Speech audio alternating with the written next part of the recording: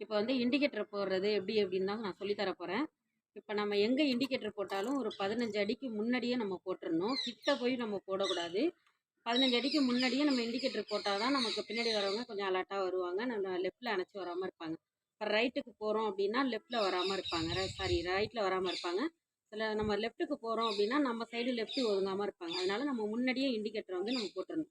இப்போ எப்படி இண்டிகேட்டர் போடணும் அப்படின்னா, இப்போ நம்ம ரைட் சைடு போகிறோம் அப்படின்னா இந்த இண்டிகேட்டரை வந்து ரைட்டில் ப்ரெஸ் பண்ணிக்கணும். 15 அடிக்கு முன்னாடியே போட்டுறணும்.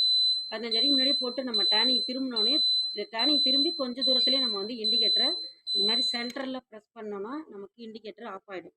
லெஃப்ட்டு முன்னாடி வந்து நமக்கு லைட்டு எரியும். ரைட் சைடு போட்டோன்னா ரைட் சைடில் லைட் எரியும். அது மாதிரி பேக் சைட்லேயும் லைட் எரியும்.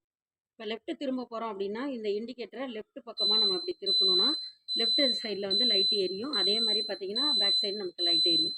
சென்டரில் வந்து ஆஃப் பண்ணிடணும். கொஞ்சம் தூரம் நம்ம டேர்னிங் திரும்பி கொஞ்சம் தூரத்துலேயே வந்து நம்ம இண்டிகேட்டரை ஆஃப் பண்ணிடணும். Thank you friends. இந்த சேனல் உங்களுக்கு பிடிச்சிருந்தா சப்ஸ்கிரைப் பண்ணிக்கோங்க, லைக் பண்ணிக்கோங்க. Thank you friends.